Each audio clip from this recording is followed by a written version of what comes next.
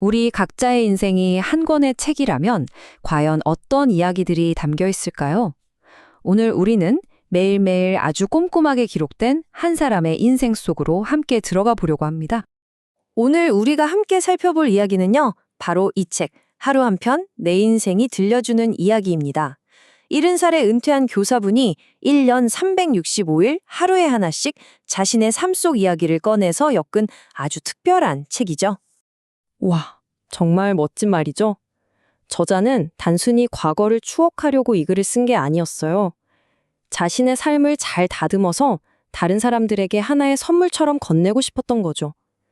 자, 그럼 그 따뜻한 이야기 속으로 한번 들어가 볼까요?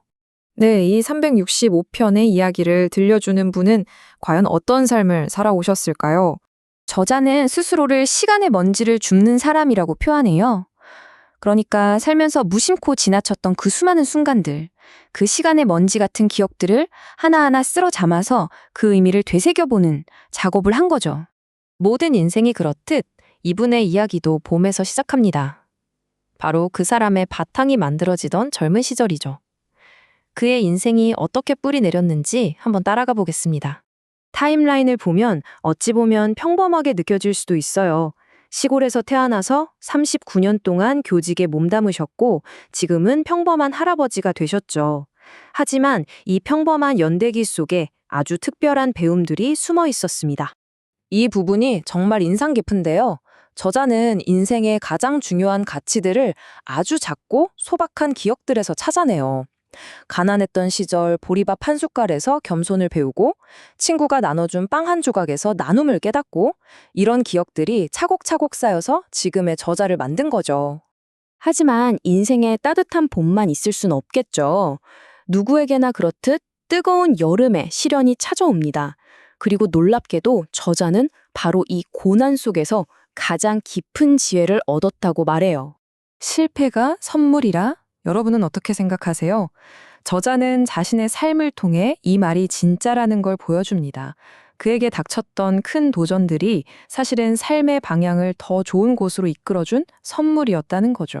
사실 저자가 그토록 원했던 건 이게 아니었어요. 무려 10년 동안이나 행정고시 합격에 매달렸다고 합니다. 하지만 인생이 그에게 준 선물은 완전히 다른 거였죠. 바로 39년간의 교직 생활이었습니다. 돌아보면 그토록 아팠던 실패가 오히려 진짜 자신을 만나는 길로 안내해 준 셈입니다. 어디 그뿐인가요? 육종암이라는 큰 병과 싸우면서는 살아있다는 것 그 자체가 얼마나 경이로운 일인지를 온몸으로 깨닫게 됩니다. 이런 깊은 고난의 경험들이 그의 삶을 더 단단하게 만들어준 거죠. 자, 그렇게 뜨거운 여름을 지나 이제 풍요로운 결실의 계절, 인생의 가을로 접어듭니다. 이 시기는 바로 성찰과 지혜로 가득한 시간이죠. 정말 아름다운 비유 아닌가요? 가을 나무가 잎을 버리는 건 죽기 위해서가 아니라 나무 전체가 겨울을 나고 다시 살아나기 위한 거라는 거죠. 우리 인생도 마찬가지라는 겁니다. 그래서 저자는 비움을 실천했다고 말해요. 이건 단순히 뭔가를 잃어버리는 게 아닙니다. 평생 달고 다녔던 직함이라는 껍데기를 벗고 건의를 내려놓고 그렇게 나를 비워낼 때 비로소 그 자리에 진정한 소통과 평화가 채워진다는 거죠. 이 가을 나무처럼 내려놓는다는 게 끝이 아니라 오히려 더 깊어지기 위한 지혜라는 걸 배운 겁니다. 책의 가을 부분에는 바로 이런 성찰들이 가득 담겨 있어요.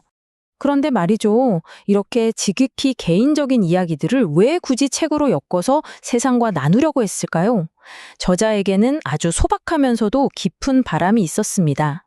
그건 바로 우리 모두에게 이걸 알려주고 싶었던 거예요. 우리의 삶이 아무리 평범하고 사소해 보여도 그 모든 순간이 하나의 소중한 이야기라는 걸요. 우리 삶도 충분히 의미 있고 돌아볼 가치가 있다는 거죠.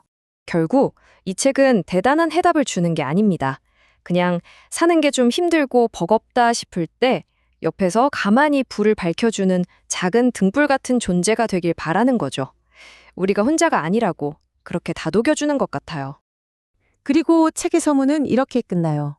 어떤 거창한 말이 아니라 고맙습니다. 그리고 사랑합니다. 라는 아주 직접적이고 따뜻한 인사말로요. 마치 독자 한 사람 한 사람에게 직접 말을 건네는 것 같지 않나요? 이 모든 이야기는 우리에게 하나의 질문을 던집니다. 오늘 당신의 삶은 어떤 이야기를 들려주고 있나요? 잠시 한번 생각해 보는 건 어떨까요? 여러분의 평범한 하루 속에도 분명 반짝이는 이야기가 숨어 있을 테니까요.